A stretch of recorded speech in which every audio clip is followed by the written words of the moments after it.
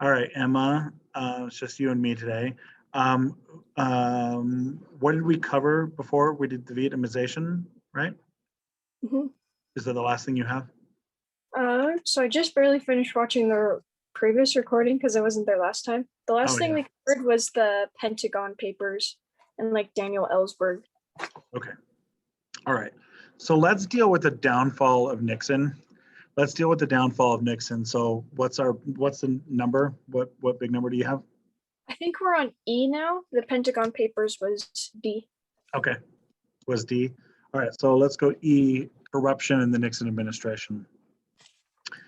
All right. So I think I've made hints for a while that Nixon was a Mhm. pretty corrupt dude, and many people would cite him as like the worst president we've ever had, or something pretty close to the worst president we've ever had.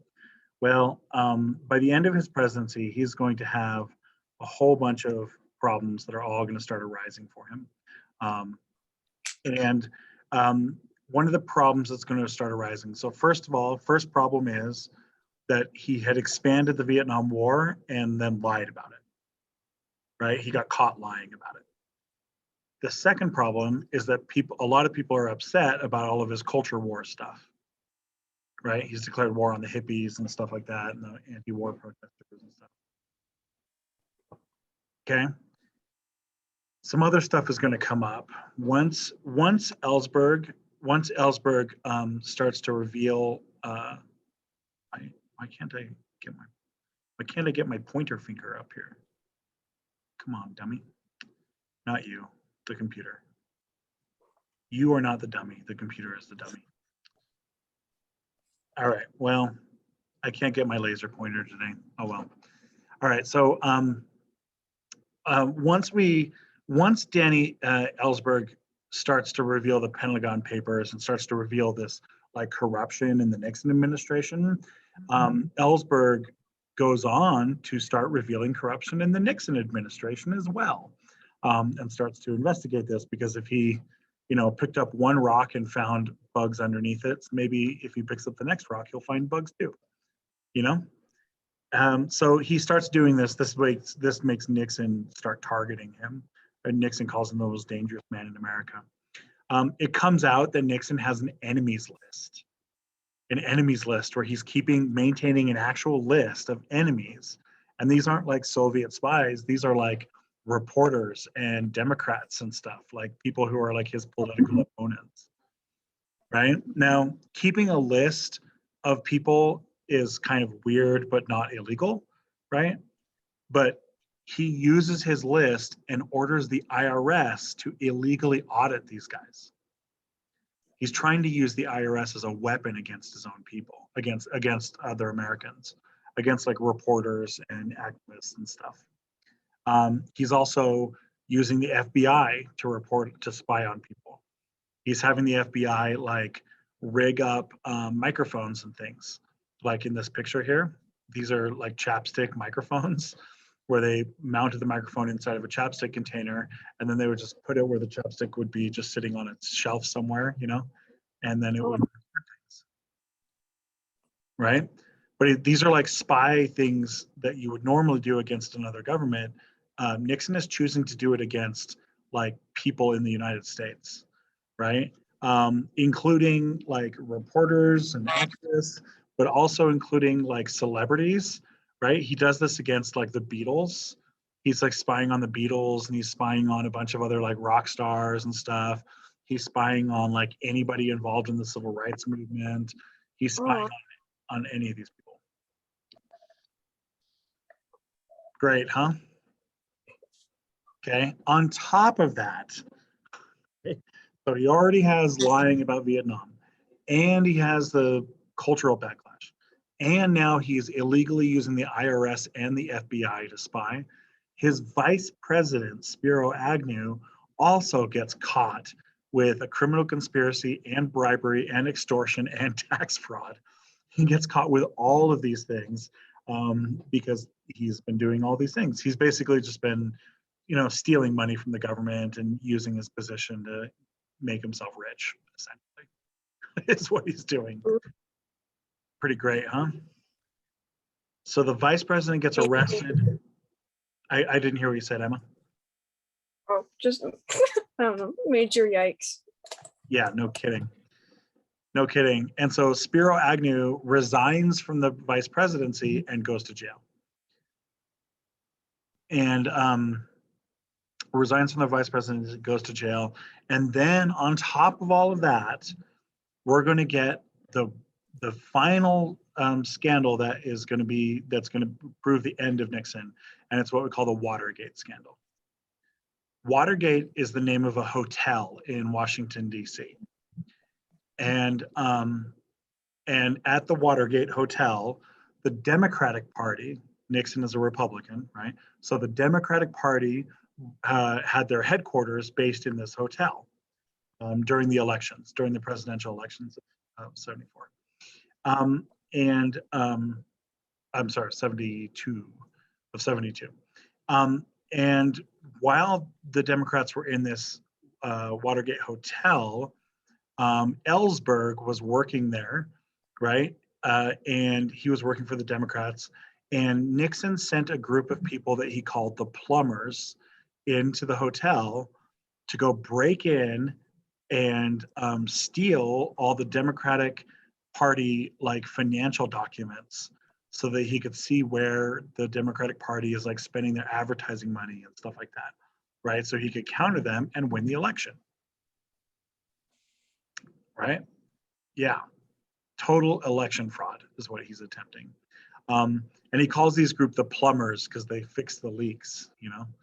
It's, yeah, it's like some mafia type stuff, right? Anyway, so they break into the Watergate Hotel, but a security guard actually sees them breaking in and calls the cops. They don't actually succeed. But this is like the filing cabinet when they had like their crowbar and they had the crowbar in there and they're pry open the filing cabinet, right? Yeah, this Watergate scandal proves to be the worst. And so the Congress is getting ready to start the impeachment trials, right? Where they're going to impeach Nixon, and Nixon he's standing strong the whole time, and he's going to fight, and then his own party starts to turn on him, and leaders of the Republicans say, I can't see any way that I can support Nixon, right? As soon as the Republicans turn on Nixon, he resigns because he's like, I'm not going to get impeached. I'm out of here. He just resigns. And that's the end of President Nixon. Yay! Yeah, it's not great. Okay, so let's jump here.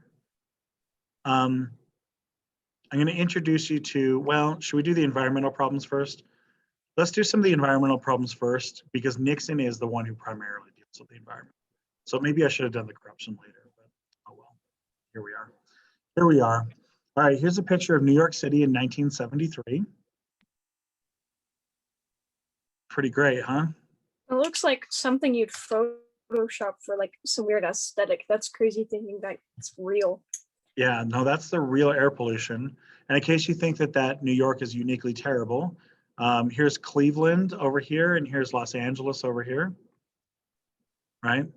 By the 1970s, the United States was in massive environmental problems. Let's make this a new number. I should have done the corruption after the environmental problems, but oh well, you can just hold it in your mind that this is happening first. Yeah. Okay. By the 1970s, the United States had massive, massive environmental problems. The air in all of our cities is looking like this. Okay.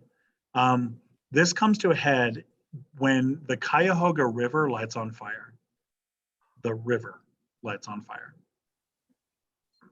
Go ahead and let that sink in for a moment, that the river is on fire. Yeah. What has to happen to a river for the river to light on fire? It needs to have like a bunch of oils or debris in there. Yeah. Yeah, the river was so polluted with like industrial waste, like factories just dumping industrial waste into the water that the water lit on fire. Yeah, that the river lit on fire. And this picture is from the first fire. I have to say first fire because there is 1, 2, 3 times that the river lights on fire.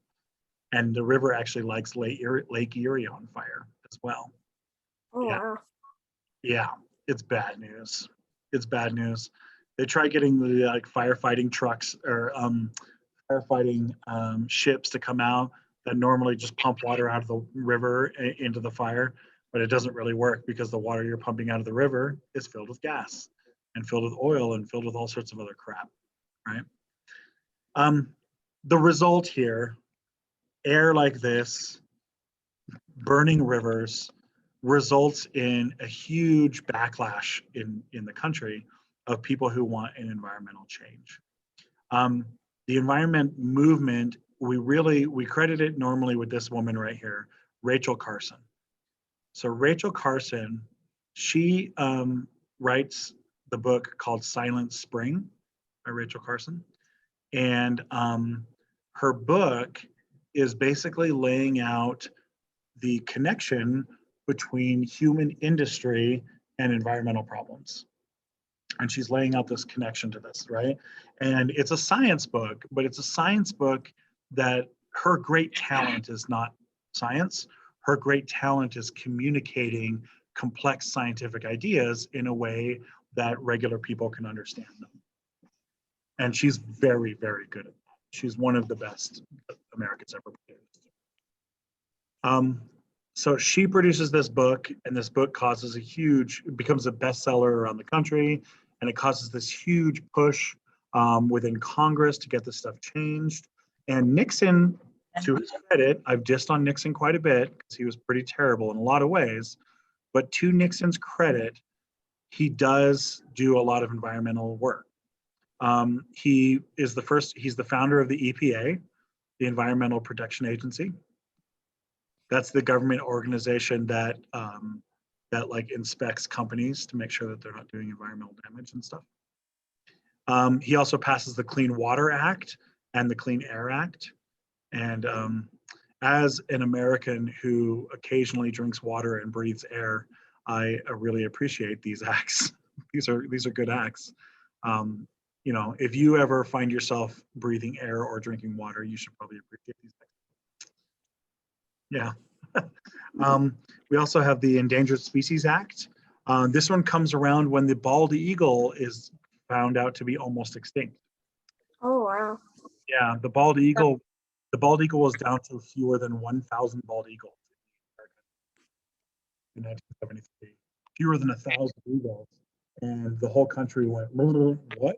The whole country thought maybe we should save an eagle. You know, maybe we should save like the American.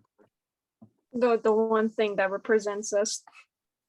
Yeah, yeah, right. Whales had almost gone completely extinct by that point as well, right? And elephants, tigers, a bunch of other animals, right? But those aren't our animals. The bald eagle is ours. So, yeah. Anyway, so these 4 things that Nixon did are oftentimes cited as like the 4 greatest things he achieved, oftentimes, right? And you know, I think that's probably fair. I think it's probably fair. So that's good. That's nice. Let's mention the Green Revolution. This doesn't really have a lot to do with politics, but it's happening at the same time. All right, so the Green Revolution, go ahead and make it another letter. Yeah, we get G for green. Yes. Yes. All right, G for the Green Revolution. All right, so the Green Revolution is, do you remember this from geography class by chance? It's part of the geography curriculum. I don't think so. Okay, it's fine. Anyway, so the Green Revolution is the advancement of science, particularly genetically modified organisms, better fertilizers, insecticides, and better mechanization. And it's going to radically increase the production of farms. Radically increase. So it's going to increase the production of farms by something like 2,000%. Yeah. The father of the Green Revolution is this man right here, Norman Borlaug.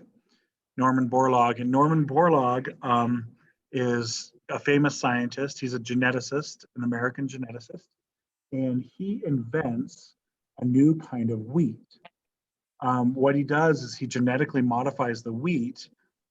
He blends a couple different kinds of wheats together, and he modifies the wheat to be stronger in the wind, so it doesn't get broken in the wind, and also require less water.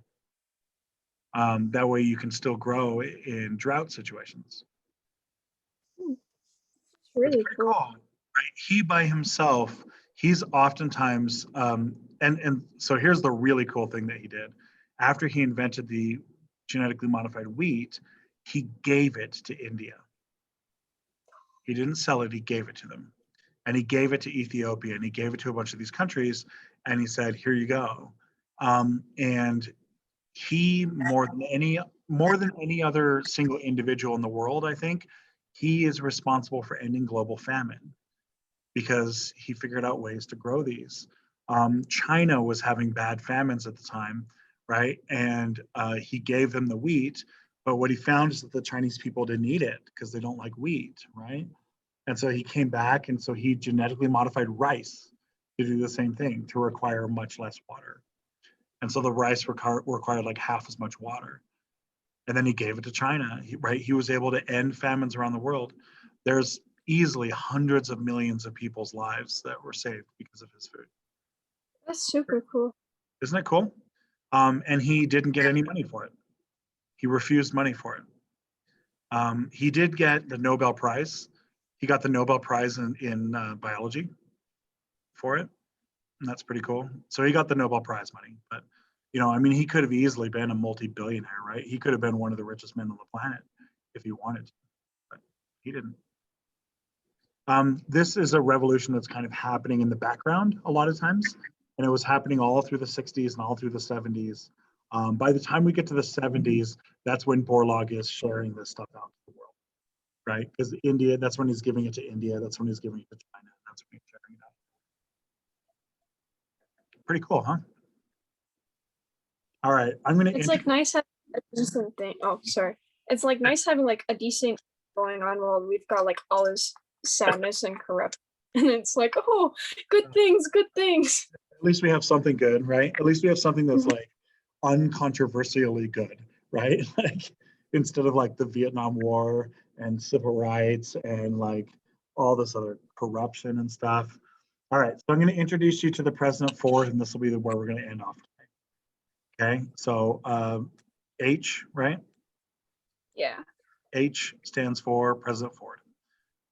All right, so President Ford is the only president that we've ever had that we didn't elect to anything. We never elected him vice president. And that's because Spiro Agnew had been elected as the vice president, but he's in jail now, right? And so Nixon appointed Ford. So Ford was never elected. And this is something that the American people are mostly never going to forgive him for, right? He will never be popular and he will never be a very successful president. And he is profoundly unpopular because right away, as soon as he becomes president, he uses his pardoning power to pardon Nixon. Okay, this means that they cannot convict Nixon of any crimes. Now, the president, all presidents have this power to pardon someone, where they can pardon somebody who has done a federal crime. And it could be somebody who's either under investigation or someone who's already been convicted, like somebody in prison a lot of times. And the president has the ability to either pardon them and make them completely innocent, or commute the sentence where you like reduce the sentence to whatever you think it is, right? All presidents have this power. Most presidents use this power at the end of their presidency because the power is controversial, right? A lot of Americans don't like this power, and a lot of Americans don't like the president pardoning people, right? This is why usually when a president is leaving office, you'll see them pardon a whole bunch of people at the very end, right? When they aren't going to get punished for it. Ford pardons Nixon in the beginning, and Ford gets punished for it for the rest of the time. Yeah, he does. He is so unpopular that he's actually going to have 3 assassination attempts. People are going to actually take shots at him and try killing him. Yeah. I don't think he deserves this reputation, really. I mean, by all accounts, he's a nice guy, and by all accounts, he's not corrupt, and by all accounts, he's a respectable guy. It's just the luck of the draw, man. You're following Nixon, and we're going to get into some of the details here from the 1970s. But the 1970s is one of the worst economic decades in American history. Plus, the Vietnam War is coming to a failure of an end. Plus the pollution, plus the corruption, plus, Ford is just walking into a really bad situation, and he's never able to finish. He's never able to pull it out. Okay, we're going to leave you here, but we still have some other stuff that we're going to deal with. We have like economic stuff, and we're going to introduce you to Jimmy Carter, who's also, a failure. Sorry, yeah, both the presidents are failures. This is why we call it the 70s, the disappointing 70s, because it's why it's the disappointing 70s. Yeah, it's not a great time. Okay, I'm going to leave this here. We have this lesson, and then the lesson we're going to do on Thursday. Those 2 will be the last lessons that'll be on the N4, the Q3 N4, third quarter notes 4. Cool? Cool. All right.